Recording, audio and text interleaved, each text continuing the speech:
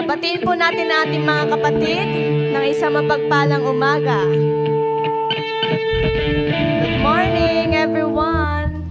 At sa ating pong pagsisimula ay sama-sama po nating awitan ng ating Panginoon. Gamitin po natin ang ating mga tinig, ang ating katawan sa pagpupuri sa Kanya.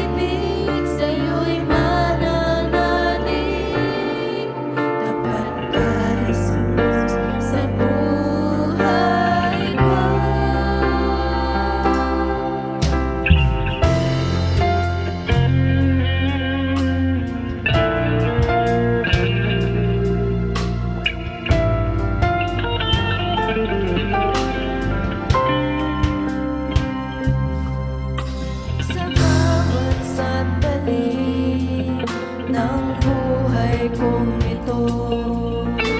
Panginoong Jesus, di ka nagbabago mula noon at ngayon.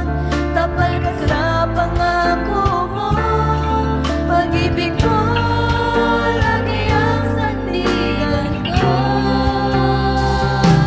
Pangalan mo ang tatawagin ko.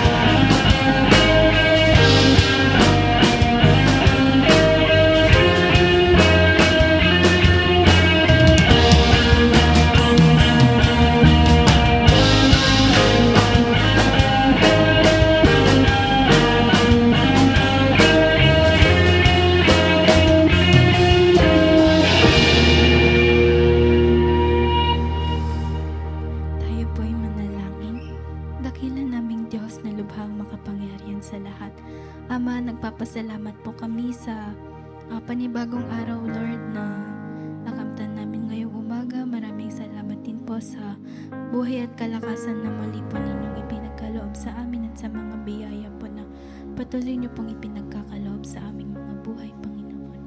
Nagpapasalamat din po kami, Lord, sa pag-ingat niyo po sa amin sa pagpunta po sa inyong bahay-sambahan, Panginoon. Naway sa aming mga inawit, Panginoon, kayo lamang po ang siyang naitaas at napapurihan, Panginoon.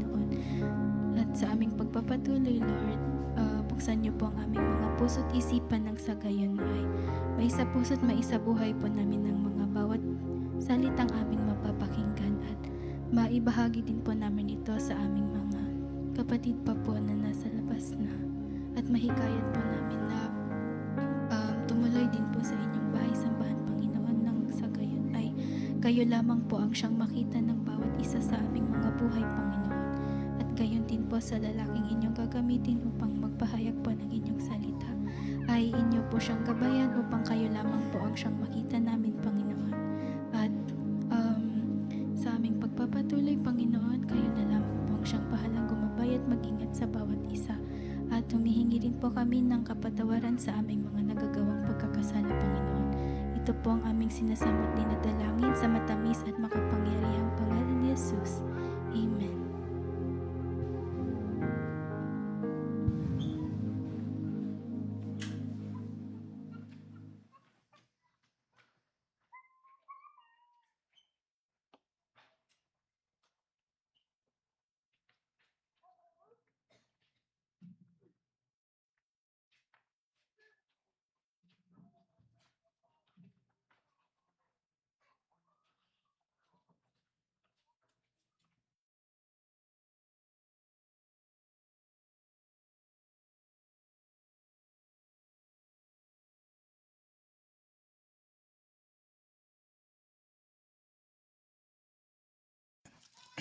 Isang mapagpalang umaga pong muli sa atin pong lahat, mga kapatid.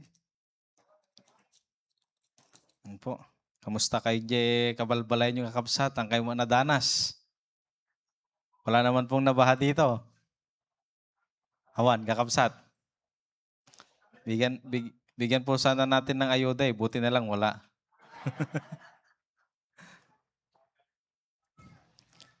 So sa atin pong pagpapatuloy, mga kapatid, pagpapatuloy po natin yung atin pong serye ng atin pong tinatalakay about God's timeline, mga kapatid. At yung atin pong theme sa umaga pong ito, yung kabahagi ng atin pong serye is The Mystery of God's Timeline, na matatagpuan po natin, mga kapatid, sa aklat po ng Isaiah chapter 60, verse 22, mga kapatid. Ganito pong mababasa po natin. Ang pinakamaliit na lipi ninyo ay dadaming mainam, at ang munting bansa ay magiging makapangyarihan. Ako si Yahweh na kaagad tumutupad sa aking pangako kapag dumating na ang takdang panahon. Purihin po ang Diyos sa pagkabasa at pagkarinig ng Kanya pong banal na salita. At salamat din po sa pambukas na panalangin.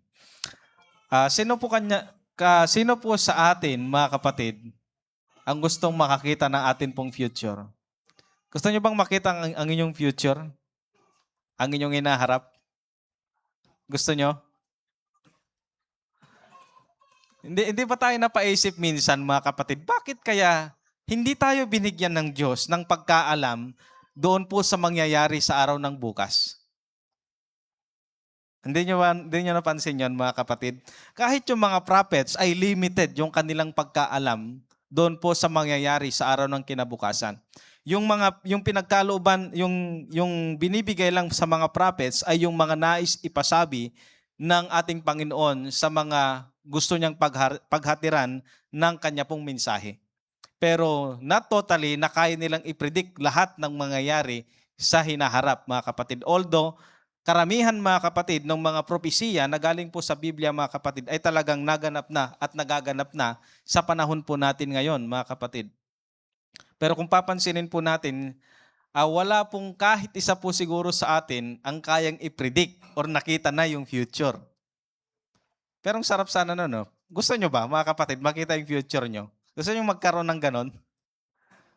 Yung parang may CCTV ka, nakikita mo yung future. Ay, ganito pala magiging buhay mo sa hinaharap. Ay, ganito pa. ito pala yung mapapangasawa mo, ay maden. Parang ganun mga kapatid, ano po? Pero kung titignan po natin, napakahiwaga po ng atin pong future. Napakahiwaga po ng ating Panginoon sa lahat po ng kanyang pinaplano sa buhay po natin. Alam niyo po, pagka pinahintulutan po ng Diyos na makita po natin yung hinaharap po natin, tendency, malamang sa malamang, marami po sa atin magkakasala. Kasi nakita mo na, ay, para kanyak maggayam dati nga ako, ala ako, advance. Matitempt ka mga kapatid Matitempt po tayo. Marami pong mga matitempt na mga tao pag makikita po natin yung future po natin.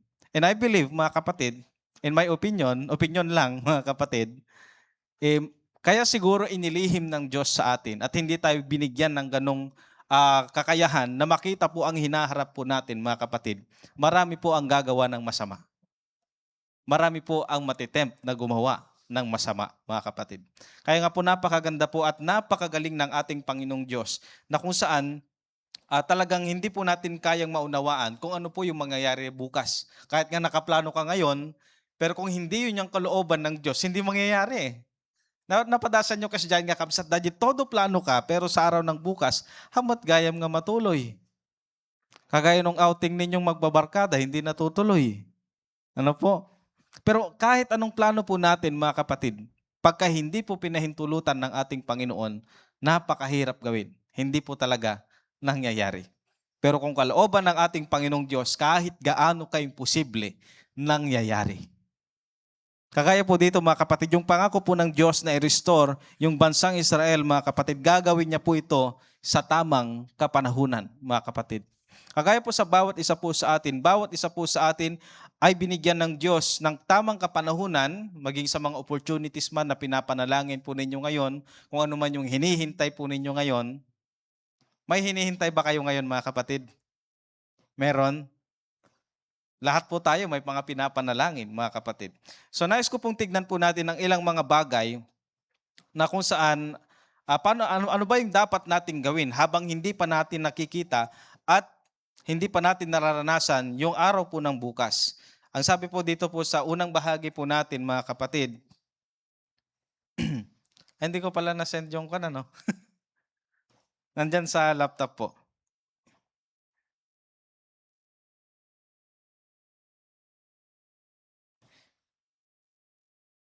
Sabi po sa unang bahagi po natin mga kapatid, yung waiting for the right time. Una po mga kapatid, ano ba yung dapat natin gawin habang hindi pa natin nakikita yung araw po ng bukas? Una, waiting for the right time. Kinakailangan maghintay po tayo sa tamang kapanahunan. Marami po kasi sa atin gusto ng shortcut. Ayaw nating dumaan sa tama. Ano po? Marami po sa atin naatat mga kapatid. Pero ang sabi po ng aklat po ng Ecclesiastes, chapter 3, verse 11, He has made everything beautiful in its time. He has also set eternity in the human heart, yet no one can fathom what God has done from beginning to the end. So yun po yung sinabi po ng banal na kasulatan na ginagawa ng Diyos na napakaganda lahat ng bagay mga kapatid sa kanyang sariling kapanahunan. Pero bakit katanungan ng iba, mga kapatid, bakit yung buhay kong pangit? Bakit yung buhay ko miserable? Ang tanong, mga kapatid, ginawa mo ba yung kalooban ng Diyos? Minsan kaya nagiging miserable yung buhay po natin, hindi po dahil sa Panginoon, kundi dahil sa sarili po nating desisyon sa buhay. Kaya kung minsan nagsasuffer po tayo sa consequence ng atin pong ginawang maling desisyon ngayon. Kaya pakisabi sa iyong katabi, talinuhan mo ang magdesisyon ngayon. Kasi kung anong magiging desisyon mo ngayon, ay yun ang magiging resulta ng kinabukasan. Kung gumamit ka ng wisdom na galing sa ating Panginoon, inantay mo yung kanyang kalooban, hindi tayo nagpumilit, hindi po tayo gumawa ng anumang mga bagay na hindi kalooban ng Diyos, then expect yung blessing ng ating Panginoon. Don't expect yung blessing ng Diyos kung lahat ng mga bagay na ayaw ng Panginoon ay ginawa mo. Ano po? Kasi yung blessing ng ating Panginoong Diyos, yung sa mga tao lamang na gumagawa ng kanya pong kalooban. Marahil ngayon, hindi maganda yung sitwasyon mo, pero kung ikaw ay naglilingkod sa Panginoon, I believe gagawa po ang Diyos ng kaparaanan upang ikaw ay kanya pong bigyan ng gantimpala sa pagsunod po sa Kanya. Kagaya po ni Kwan, ay hindi lahat po na miserableng buhay ay dahil po sa maling desisyon. Sometimes it is God's way para tayo po mga kapatid ay patuloy na dalhin doon sa kanyang magandang plano, mga kapatid. Bakit po natin nasabi yon? Marami pong kwento sa banal na kasulatan na mayroon pong purpose yung kanila pong mga sufferings. Just like Joseph, Daniel, Meshach, Shadrach, and Abednego, mga kapatid, and the apostles, mga kapatid. May purpose kung bakit sila nagkaroon ng sufferings, nakaranas po ng persecutions, mga kapatid. Dahil po yon na nais ipakita ng Diyos yung magandang plano po niya sa kanilang mga buhay. Lalo si Joseph, mga kapatid. Kilala po natin si Joseph the Dreamer, mga kapatid. Di ba, napaka-miserable yung unang bahagi ng kwento ni Joseph. Una, kinainggitan po siya ng kanyang mga kapatid, binenta po siya, binugbog po siya, mga kapatid, hinulog po siya sa balon at pinalabas na siya po ay patay na. Para hindi po siya hanapin ng kanyang ama. Pinalabas po siyang nilapan ng mabagsik na hayop, mga kapatid, para hindi na po hanapin ng kanyang ama. Pero ano pong nangyari? Kinalaunan, napakaraming taon nang lumipas, mga kapatid. Pero siya pala ang gagamitin ng Diyos, hindi lang para maligtas yung kanyang pamilya, kundi para maligtas ang napakaraming mga tao dahil po sa matinding taggutom. Ganun po ang ginawa ng Panginoon sa buhay ni Joseph.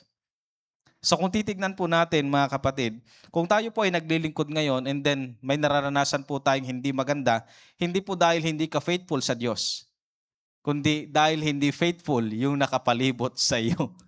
Kagaya po ng mga kapatid ni Joseph, mga kapatid, hindi sila faithful sa Panginoon. Kaya minsan hindi tayo nagkakaroon ng trouble dahil sa sarili po nating kasalanan. Sometimes nararanasan po natin yung sufferings dahil po yun po ay bunga ng ibang mga tao. Kaya pakisabi sa iyong katabi, huwag kang magiging sanhi ng sufferings ng iba. Dapat blessing po tayo, mga kapatid. Dapat nagiging blessing po tayo. Kagaya po nito, mga kapatid, ang ginagawa po ng ating Panginoon, ang lahat ng bagay sa kanyang tamang kapanuhunan na maganda sa kanya pong paningin. Huwag po nating pipilitin ang isang bagay na hindi pa pwede. Marami po sa atin, kagaya ng akin pong sinabi, mahilig po tayo doon sa hindi pa hinog. Makakita tayo ng mangga, kahit hindi natin pag-aari, binato natin, masarap yun Hindi pa hinog, mga kapatid. Nag-spray dati sa mal, tapos ka. Hindi pa hinog, sinodal mo kapsat, hamupay nga bagi. So sometimes, mga kapatid, ganun po yung nangyayari po sa atin. Hindi po natin magugustuhan yung bunga ng isang bagay pag hindi pa nahihinog. Pag pinilit po natin ang isang bagay na wala pa sa kapanahunan, hindi po yan magiging maganda ang kanyang resulta.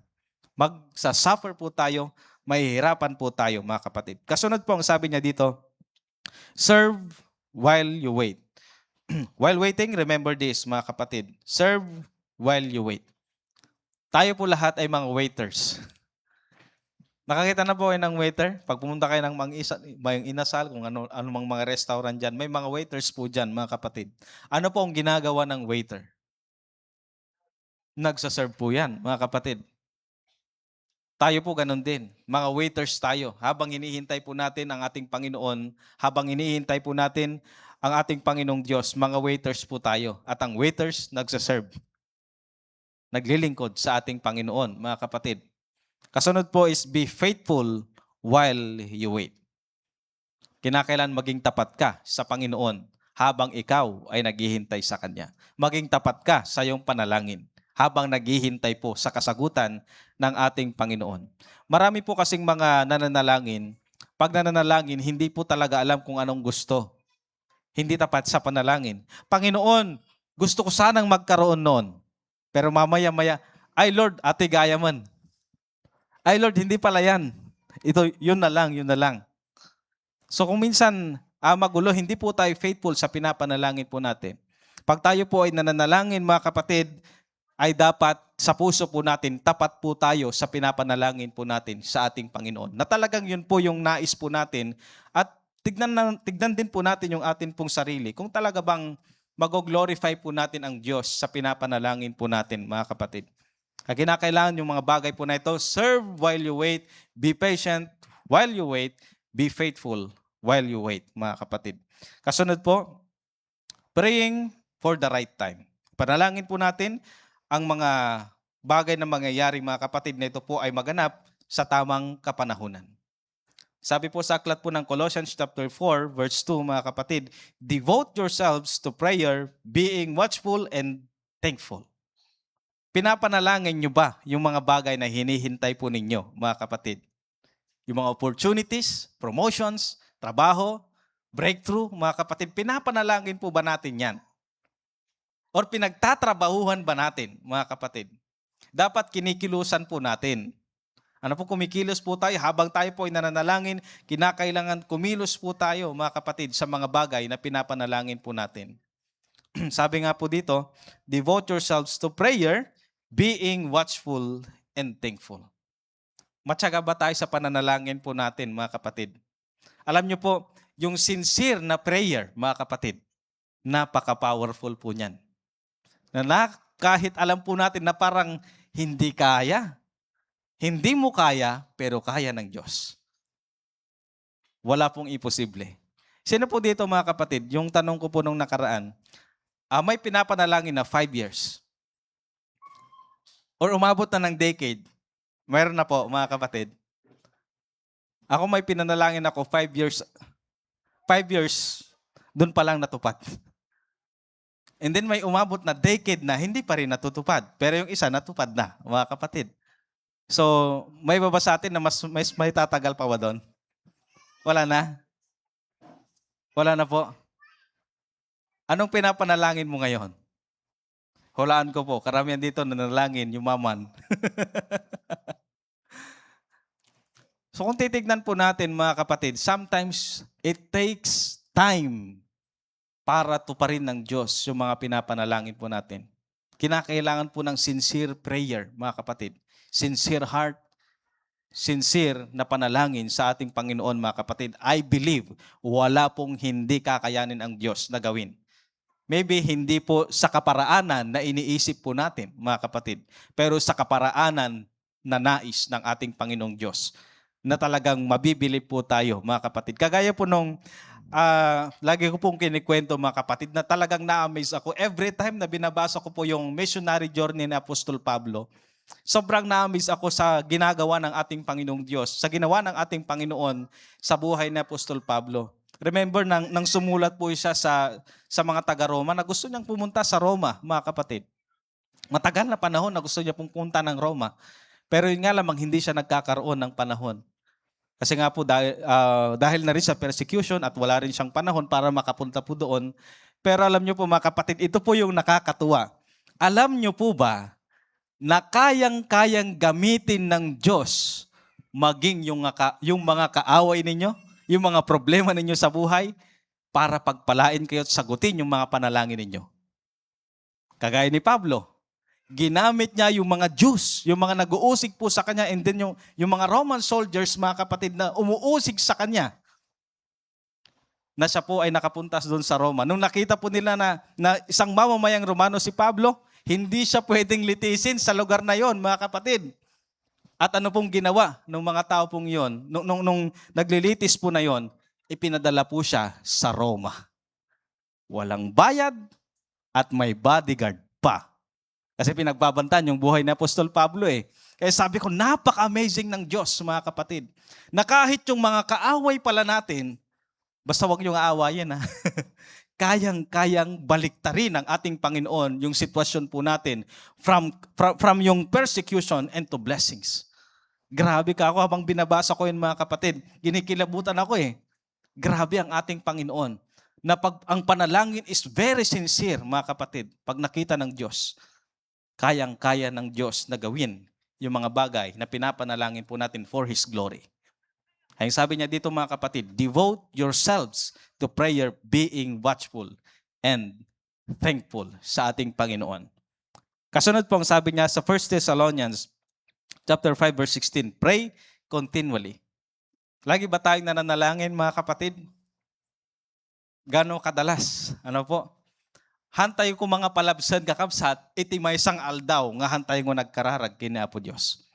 What is 5 minutes? What is 10 minutes? Na tayo po ay nanalangin sa ating Panginoon, mga kapatid. Na simpleng panalangin. Ano po, simpleng pasasalamat, simpleng paghingi ng sa ating Panginoong Diyos, mga kapatid, ng may kababaang loob. Ano po, napakadaling manalangin, mga kapatid. Kaya sabi diyan, pray continually. Kinakailangan hindi po napapatid ang atin pong panalangin. Dapat hantayo nga palabsan kakabsat. Huwag po nating palalagpasin ng isang araw na hindi po tayo nakapanalangin sa ating Panginoon. Hindi po counted yung breakfast, lunch, and dinner. Hindi po counted yon. No counted dadya kakabsat, maday mabalin. Reject kakabsat. Although yun po ay panalangin ng pasasalamat, pero hindi po yun counted sa tinatawag po nating devotion mo sa ating Panginoon. Hindi po yun counted doon po sa quiet time mo sa ating Panginoong Diyos, mga kapatid. Sana po ang bawat isa po sa atin, bigyan po natin ng halaga yung relationship sa ating Panginoon. Sa papanong paraan, bigyan po natin ng oras ang Diyos sa pananalangin at pakikinig ng Kanya pong mga salita. At sinisigurado po ko po, mga kapatid, na masosurprise po tayo unti-unti. Gagawin ng Diyos yung mga bagay na kung saan ay makakabuti po sa atin. Hindi 100% na gagawin ng Diyos yung mga pinapanalangin po natin. Pero natitiyak ko na 100% gagawin at gaganapin ng Diyos yung mga bagay na ikabubuti po natin. Sa sunod po, mga kapatid, ang sabi niya dito, sometimes God answers our prayers in unexpected ways. Ang ating Panginoon ay sumasagot sa atin pong mga panalangin sometimes sa mga bagay na hindi po natin inaasahan at sa mga tao rin na hindi po natin inaasahan. Naranasan ko po, mga kapatid, ito lang po ay personal testimony. Anong ako po ay nasa seminary. Kasi second year college, mga kapatid. Second year na ako sa seminary. Then, hindi ko alam, kasi sinabihan akong i-sponsoran. May sasagot ng aking tuition. Kasi working student ako from first year hanggang fourth year, mga kapatid. Akala ko doon sa second year na yon may sumagot ng aking tuition. Siyempre, relax ako doon. Aral lang. Kahit di naman talaga. Nag-aral lang, hindi ako nag-work, mga kapatid. Then lumabas yung resibo nung aking babayar. Ang laki! Sabi ko, hindi na ako makapag-enroll nito. Kako. Ang ginawa ko po, mga kapatid, ang naisip ko, kasi bawal lang pumasok pag gano'n na kalaki nun yung utang. Sabi ko, magtatrabaho muna ako, babayad ako, at babalik ulit sa seminary. And then, bago magpasukan, mga kapatid, isang araw na lang, tumawag sa akin yung isang instructor ko sa music. Sabi niya, may sumagot nung ilang mga utang mo. Sabi ko, grabe.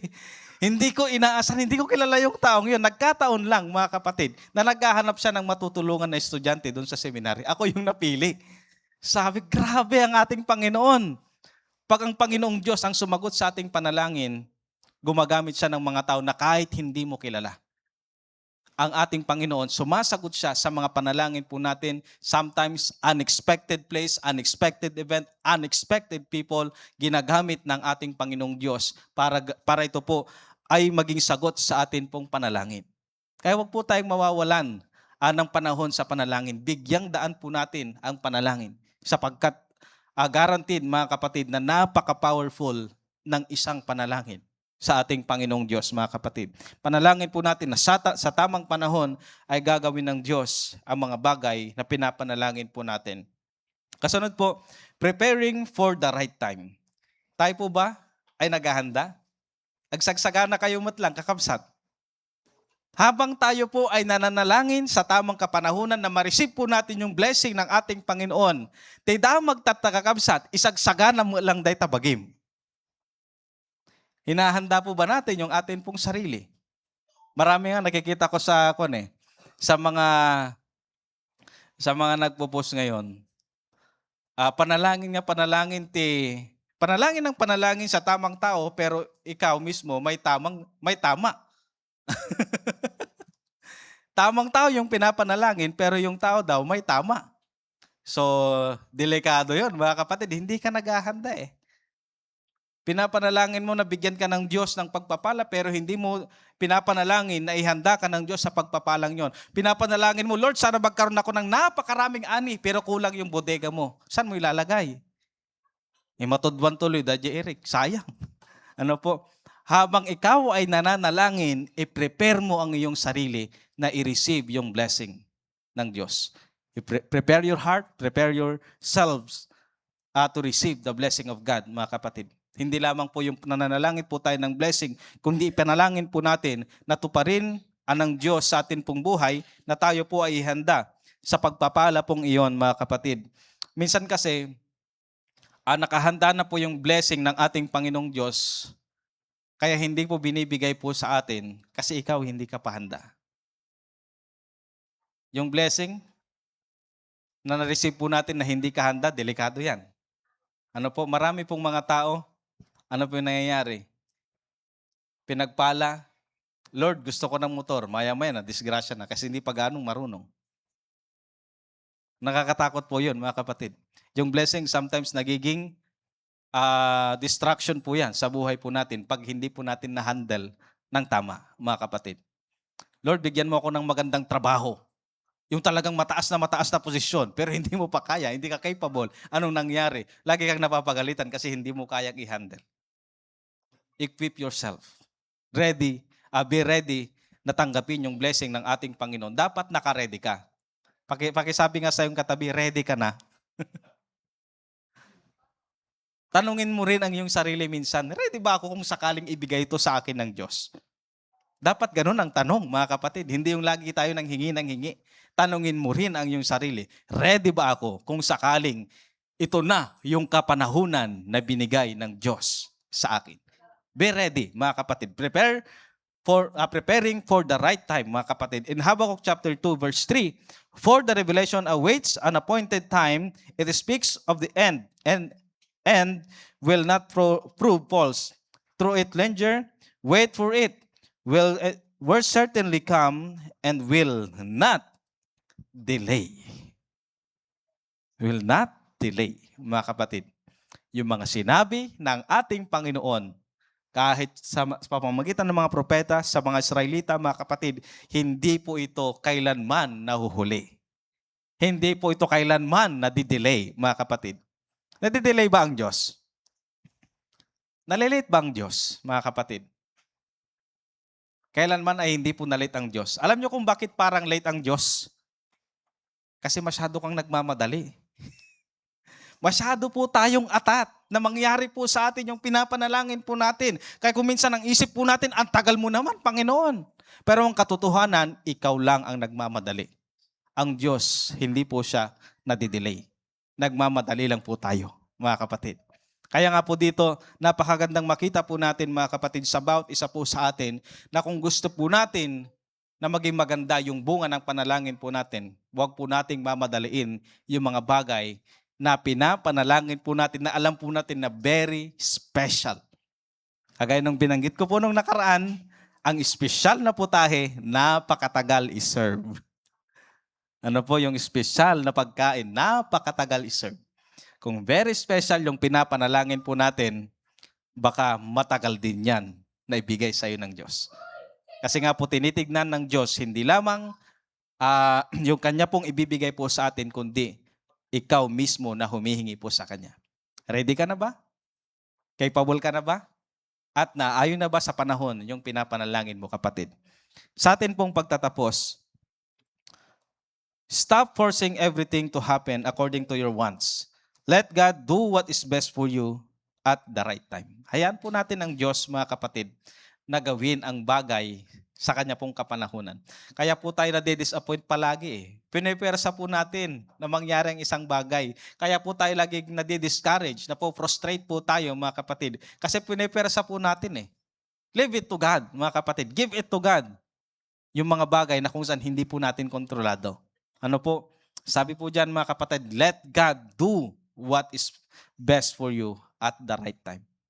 Trabaho yan ng Diyos. Ang bigyan ka ng magandang kasagutan sa iyong panalangin, mga kapatid. Purihin po ang ating Panginoon, tayo pong lahat ay saglit po na manalangin.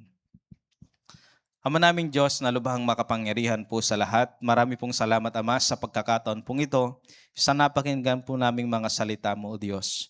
Tunay nga na ikaw po ang aming Diyos na napakahiwaga ng iyong mga plano po sa bawat isa po sa amin. Ikaw po ang Diyos na nagpaplano ng amin pong buhay, ng mga bagay na ikabubuti po namin, Panginoon. Salamat po, Diyos, Dahil hindi lamang po ninyo inihahanda ang mga pagpapalang ibibigay nyo po sa amin, kundi ang nais din po ninyo ay maihanda po ang amin pong sarili. We pray, Lord God, sa pagkakataon pong ito, kung ano man ang hinihiling ng bawat isa po sa amin, maybe about opportunities sa trabaho, sa eskwelahan, Panginoon, kung ano mang mga pinapanalangin ng bawat isa. We pray, Lord God, na ito po ay din po ninyo sa tamang kapanahunan sa isang napakaganda na kung saan napakagandang panahon na ito po ibigay niyo po sa bawat isa po sa amin, Panginoon. We pray, Lord God, sa wisdom na patuloy niyo rin pong pagkaloob po sa amin at nang sa ganun po, Diyos, ay lagi po kaming makapagdesisyon ng naayon po sa iyong banal na kalooban. At muli, Panginoon, tinatas po namin ang iyong makapangyarihan at banal na pangalan. Ikaw po ang siyang patuloy na manguna at kumilos sa buhay po ng bawat isa po sa amin. Pinagkakatiwala po namin, Ama, lahat po ng amin pong mga plano sa buhay, lahat po ng mga panalangin po namin sa iyo. Ito pong aming dalangin sa pangalan ng aming Panginoong Hesus, tagapagligtas. Amen.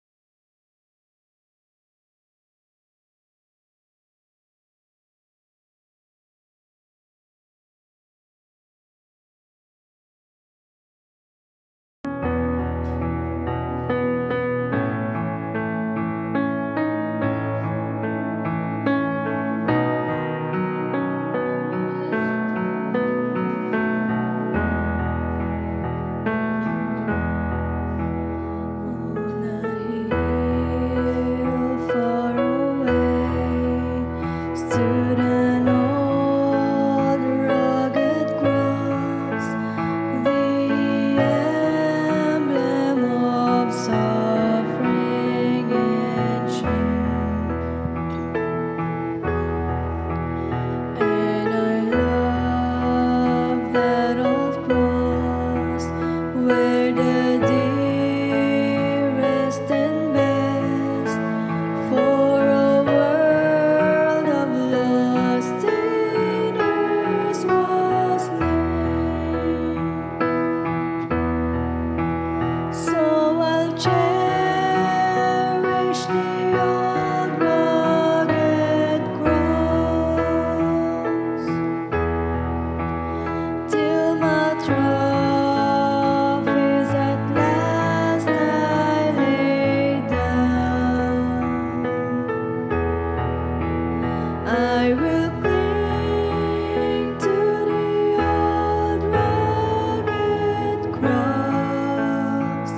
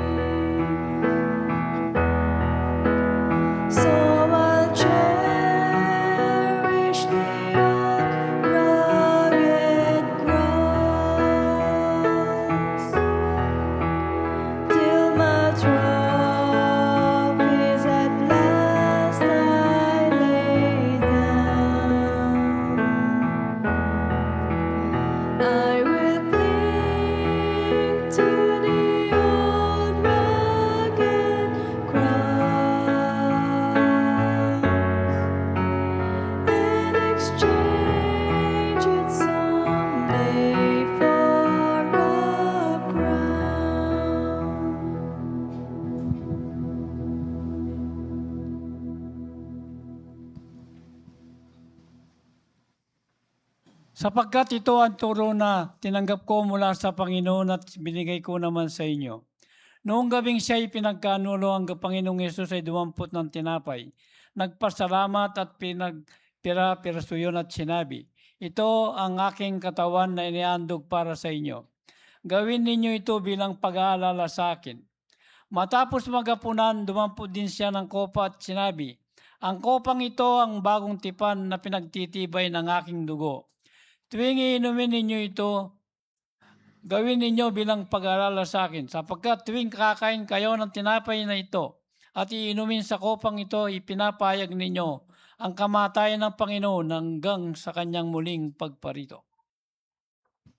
Tayo po'y manalangin. Ama naming Diyos na makapangyarihan sa lahat, salamat po Panginoon sa umagang ito na pinagkaloob mo sa bawat sa amin. Muli po Panginoon na kami po'y tatanggap ng tinapay at ng kopa na siya pong sumisimbolo Panginoon sa iyong katawan at sa iyong dugo na nabayubay at umagos doon sa krus. Dalangin po namin Ama na amin pong masiyasit ang aming mga puso at isipan at amin pong makita Panginoon na kami po'y karapat-dapat sa pagtanggap sa mga bagay pong ito. Ito pong aming samot dalangin sa matamis na pangalan ng iyong anak na si Jesus. Amen.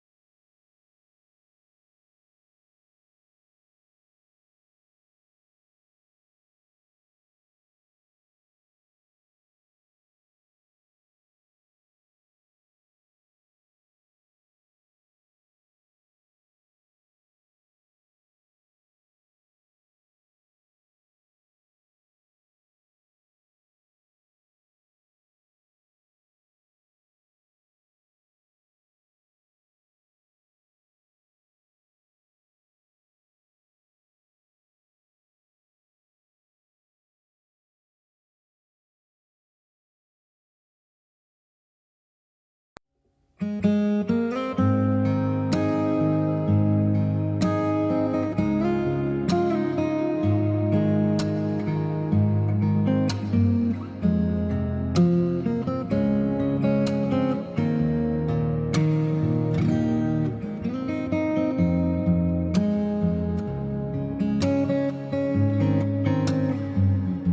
ating pong pahingan nakasulat sa mga kawikaan. Chapter 3, verse 9. Then ang sabi po rito, parangalin mo ang Panginoon ng iyong tinatangkilik ng mga unang bunga ng lahat mong ani. Sa gayoy mapupuno ang iyong mga kamalig ng sagana at ang iyong mga alilisan ay aapaw ng bagong alak. Kahapon po, nung nagdi-discuss si Brother Mel, sa mga nandito kahapon, nakaka-inspire yung didiscuss niya tungkol sa giving. And hindi niya natakal masyado kasi ang tithes and offering, then dun sa last part, ang nakalagay po dun is faith promise. Alam ko po, hindi natin gaano pinapractice to, pero alam ko, marami sa atin yung nakasubok na dito. And gusto kong i-share sa inyo yung testimony namin about faith giving. Nung bagong lipat po ako dito sa San Clemente mula sa Laguna, nag-resign na ako sa aking trabaho and finally, bumalik kami dito sa San Clemente Chapel. Kami ni Sister Rhea, napansin kasi namin na walang maayos na sound system dito sa chapel. So sabi namin, tingin tayo ng sound system. So tumingin kami, ang pera namin during that time is 14,000. Sabi namin, 14,000 bibili tayo ng sound system kasama mixer tsaka speaker. Punta kami sa isang magandang shop. Pagpasok namin, pagtingin ko dun sa mga speaker, hindi ko alam kung anong mga brands. Hindi ko alam, RCF, ano ba tong RCF na to? Ano ba tong Mackie na to? Ano tong Sherwin Vega na to? So nagtanong ako, magkano po ito? Ang sagot sa akin, 75,000. Isa. Napaatras ako. Sabi ko, mahal pala ng 3 letra na yon. Sabi sa akin, entry level pa lang yan. Sabi ko, ang yabang naman nito. Ang tingin mo sa akin, walang pambili, wala talaga. Then tinanong ko yung sunod, eto po magkano? Sabi niya sa akin, mas mura po yan, 32,000. Isa. Ang pera namin, ang budget namin is 14,000, 2 speaker, isang mixer. Maski tornilyo yata, sabi ko kay Sister Rhea, wala tayong mabibili dito. Pero alam niyo po kung ano po maganda doon. Tinanong ako nung manager. Hindi ko kilala yung manager, pero mukha siyang kasi haba ang buhok, daming tattoo. Sabi niya sa akin, saan mo ba gagamitin? Sabi ko, sa church po. Sabi niya sa akin, bro, Christian din ako, sabi niya. Tinignan ko siya. Kasi haba ng buhok. Daming tattoo. Ayun pala, sabi niya, nagbabanda daw siya, galing siya sa isang sikat na banda. And bass yung hawak niya, parang ginamit ko po kanina. And sabi niya, magkano ba budget mo? Sabi ko, actually, dala ko lang 14,000.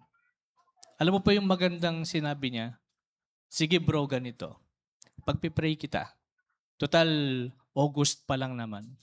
Come December, pagpipray kita, babalik ka rito, mabibili mo to. Because dun sa sinabi niya na ipagpipray kita. And yung faith namin na mag-asawa, sabi namin, sige, ang sabi namin ni Sister Rhea, yung faith promise namin, pag may sumobra dun sa income naming dalawa, ibibili natin ng speaker. Bago po mag-November, bumalik na kami. Nakangiti siya. O kita mo? Ang lakas ng power ng prayer. Hindi ko kilala yung taong yun. Pero naging isa siya sa mga mentor ko sa sound system. Dahil nung simula pong nakabili kami ng sound system sa kanya, siya na rin yung nagturo sa akin paano yung setup. Mga kapatid, the power of prayer is true. The power of giving is true. The more we give, sabi ni Brother Mel kahapon, the more we receive. Subukan po natin mag-pray. Pagpipray tayo ni Pastor Benson, kung gusto lumapit sa kanya, pagpipray niya kayo. Lumapit kayo sa akin, pagpipray kayo financially. Subukan po natin ang power. Kasi yun po ang sabi, kapag tayo ay nagbigay sa Kanya, ang sabi niya, ba't di niyo ako subukan kung hindi ko bubuksan ang durungawan ng langit? Bubuhusan kayo ng pagpapala na sobra-sobra. Ito po yung salita ng ating Panginoon. And mula noon hanggang ngayon, Hindi po tayo tumitigil sa pagbili ng magagandang gamit kasi yung blessing patuloy na umaagos dahil lamang sa panalangin ng isang taong hindi ko kilala, nananalangin para sa akin. Maraming salamat po tayo pong magbigay sa ating Panginoon.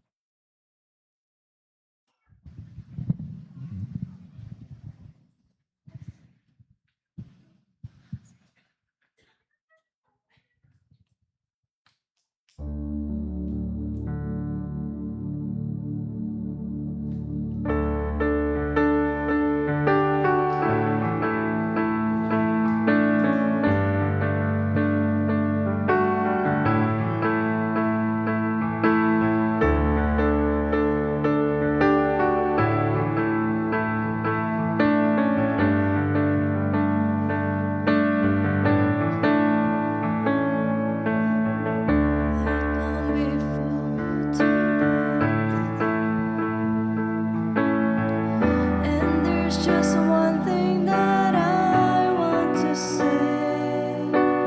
Thank you, Lord. Thank you, Lord, for all you've given to me,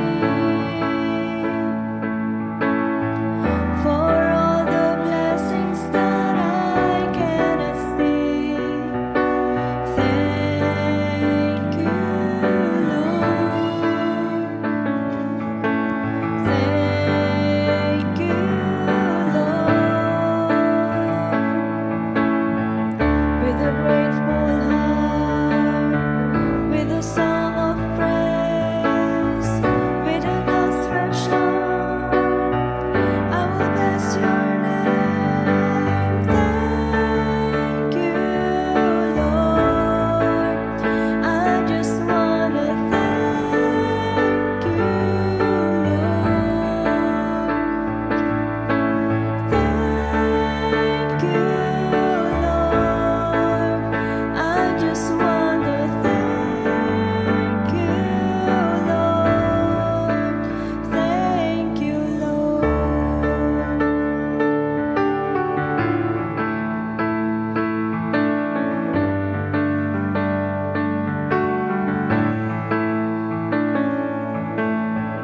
For all you've done in my life,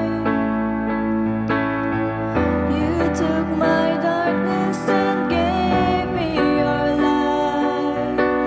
Thank you, Lord. Thank you, Lord. You took my sin and my shame. You took my sickness and healed all my pain. Thank you, Lord. Thank you, Lord. With a grateful heart, with a song of praise, with an outstretched arm, I will bless your name. Thank you, Lord. I just wanna thank you, Lord. Thank you, Lord. I just wanna thank you, Lord. Thank you, Lord.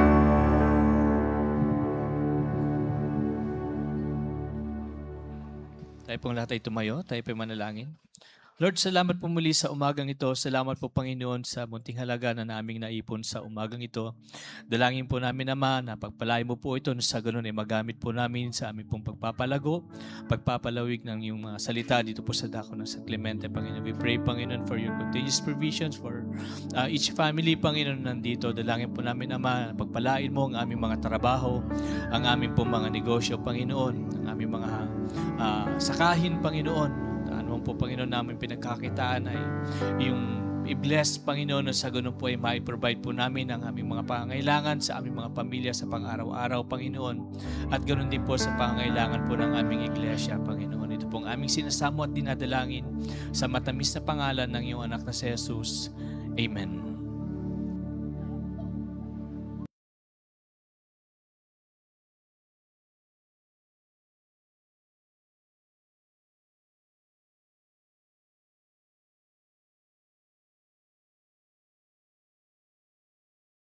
Mga kapatid, una po sa atin pong announcement, kahapon po ay natapos na po yung bali second part po sana yun, pero marami na po kasing hindi naka-attend na dati doon po sa atin pong seminar kahapon. So yung mga umattend kahapon, halos puro bago.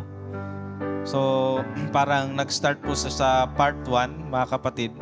Kasi kwan po yun may sinusunod po na module at gagraduate po yung mga nag-attend nung atin pong seminar sa CGC, mga kapatid, or Church Growth Cycle. Yung susunod po na session, mga kapatid, hopefully dito rin po gaganapin dito po sa San Clemente, mga kapatid. Siguro po ngayong taon din po yung kasunod kung lulubin ng ating Panginoon at magkaroon po ulit ng schedule si Prof. Mel sa atin pong gawain. At ganoon din po yung atin pong ibang gawain. Sa darating po na December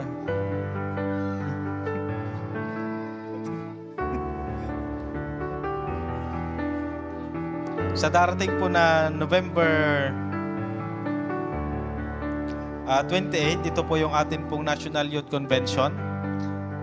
Doon po sa Inaris gaganapin po yung atin pong National Convention. At same din po siya sa NSPKK National. Doon din po sa Rizal Province. Magkalapit lang din po kadalasan yung atin pong paggaganapan, mga kapatid. Yung registration po ng kababaihan ay 300 pagka walk-in. At pre-registration fee is 250 pesos, mga kapatid. Sana po ay makapunta po lahat ng mga kababaihan po natin sa darating po na November 26, mga kapatid.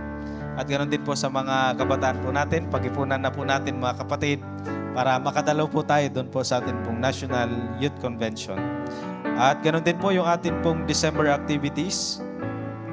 This coming December 26, ito po yung Provincial Convention po natin na gaganapin po natin doon po sa Alaminos Convention Center. Wala po tayong registration dyan, mga kapatid. At yung atin pong meron po kasing fundraising shirt, mga kapatid. Siguro po to follow na lang po ulit kung ano po yung design ng t-shirt. Siguro po pagka na-release na po yung design po ng t-shirt at pwede na pong mag-order. Yung mga nais pong mag-order, mga kapatid, magpalista na po kayo agad. Kasi may limit po yung atin pong baka hindi po tayo magkakaroon ng pahabol, mga kapatid, kasi medyo madami-dami yung mga maaring magpagawa this coming December, mga kapatid. At ganoon din po sa atin pong ibang gawain sa December, tentative month at wala pa po atang fixed na date. Yung atin pong sports fellowship, mga kapatid, national, na lagi na po postpone. So, pagandaan po natin ito sa mga kabataan po natin na mahilig po sa sports. Pwede po kayong sumali dito po sa atin pong National Youth Convention, mga kapatid, this coming December. At ganoon din po yung atin pong gawain ng every Wednesday, tuloy pa rin po yung mga kapatid. Sa ganap po na alas 8 po ng gabi. At ganoon din po sa atin pong Friday prayer meeting, sa ganap po na alas 7 po ng gabi. At yung atin pong prayer meeting, kagaya po nung sinabi ko po, mga kapatid, every last Friday po ng month ay meron po tayong outdoor fellowship or outdoor devotion and prayer meeting, mga kapatid. So pag hindi na po siguro umuulan, kahit hindi po bahay yung pagganapan po natin, pwede siguro tayo mag-prayer kahit siguro sa limbawa, anong gusto nyo, sa beach. Social. ano po yung kaya po natin napuntahan, mga kapatid. para magkaroon po tayo ng outdoor fellowship mga kapatid and outdoor devotion ng Friday po. At bukod po doon mga kapatid, announcement po sa ibang gawain po natin sa atin pong feeding program. Medyo malapit na rin po yun mga kapatid. Ngayong darating po na September yung atin pong feeding program. So sali din po natin sa mga personal prayers po natin. At ang sa ganun po ay maging successful po yung atin pong feeding program. Sa sunod po mga kapatid, nais ko rin pong i-welcome yung atin pong guest sa umaga pong ito. Si Sister Nova. Ayan po, si Sister Nova po. Ayan. Nova Novi. Ay, Novi. Novi, Sister Novi. Ayan po. Marami pong salamat at nakasama po namin kayo sa umaga pong ito sa atin pong pagsamba dito po sa church po natin dito sa San Clemente. Taga dito ka rin. Dito sa Sor. At wala kasi ako nung linggo eh. So nais ko rin pong i-welcome po si Aaron at muli po natin siyang nakasama dito po sa church mga kapatid. Takad na ni Aaron eh. So yan po, natutuwa po ang inyong likod at muli po natin silang nakasama dito po sa church po natin dito po sa San Clemente. Wala na po ba tayong mga guests po dyan mga kapatid? Wala na po. So kung wala na po tayong mga guests mga kapatid, maraming salamat po. At ganoon din po from Iran. Si Brother Rod mga kapatid from Iran. may pasalubong po na bomba yan eh. At ganoon din po si Sister Joy. Yan po si Sister Joy.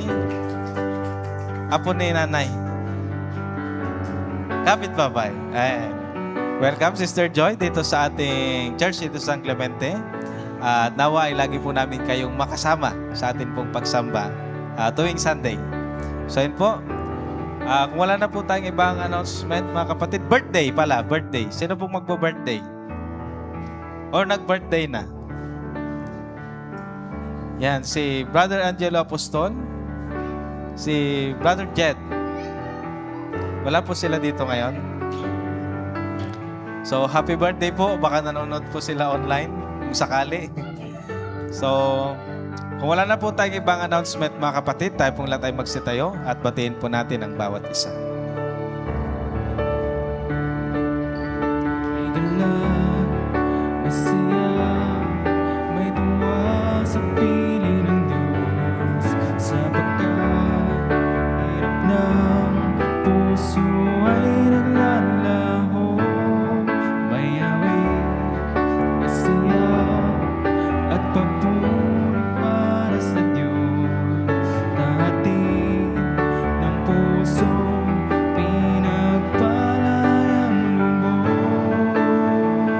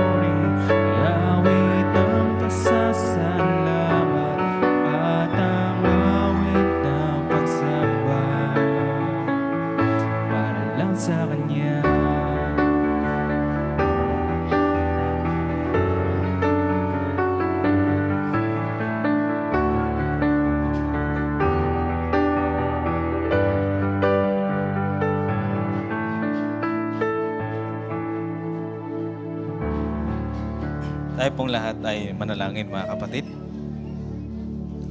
Panginoon naming Diyos na lubang makapangyarihan po sa lahat. Marami pong salamat Ama sa pagkakataon pong ito sa natapos po naming pananambahan sa araw po na ito. Marami pong salamat sa iyong patuloy po na pagpapala sa buhay po ng bawat isa po sa amin. At ganoon din po Diyos, patuloy po kaming lumalapit po sa iyo at dinadalangin ang patuloy na maayos na kalusugan ng bawat mga kapatid. Most especially Lord God, sa patuloy po na kagalingan ni Manang Jovi, kay Nanay Teng Panginoon, at ganoon din po Diyos sa lahat po ng mga kapatiran po namin na nagsasuffer po dahil po sa kanilang karamdaman Panginoon. Hindi man po namin sila mabanggit ng isa-isa sa amin pong mga panalangin, ngunit kilala niyo po sila at naririnig niyo po ang kanilang panalangin sa pagkakataon pong ito. Hangad po namin na muli pong manumbalik ang kanila pong kalakasan at nang sa ganun po Diyos ay muli pong manahuli ang kanilang kasiglahan, Panginoon. And we pray, Lord God, sa pagkakataon pong ito, na patuloy niyo pong pagpalain ng bawat isa po sa amin, mula po sa amin pong mga kabuhayan, sa pag-aaral ng mga kabataan po namin, Panginoon, patuloy niyo po silang i-bless sa kanila pong mga karir, Panginoon. At nang sa ganun po, Diyos, ay higit pa po silang maging maligaya sa kanila pong pagpapatuloy, Panginoon. At ganun din po, Diyos, sa bawat tahanan, ay manatili po ang iyong presensya nawa, Panginoon. Ang iyong pag-ibig, ang iyong kapayapaan sa puso ng bawat isa po sa amin. At ganoon din po Diyos, na sa iglesia po pong ito, ay patuloy niyo po kaming bigkisin ng iyong dakilang pag-ibig at ang iyong kapayapaan ay manatili po sa iyong iglesia, Panginoon. At ganoon din po Diyos, ikaw pong siyang magpala sa lahat po ng amin pong gawain mula po sa national at sa amin pong feeding program, Panginoon, at sa provincial convention, Panginoon. Sa amin pong pag-uwi, O Diyos, ingatan niyo po kami. At nang sa ganun po, Panginoon, ay makarating po kami ng matiwasay sa amin pong mga tahanan. Muli, O Diyos, maraming salamat po. Ikaw ang siyang magpala sa amin pong mga pagpapatuloy sa paglakad po namin sa mundo pong ito. Ito po ang aming dalangin sa pangalan ng aming Panginoong Hesus. Amen.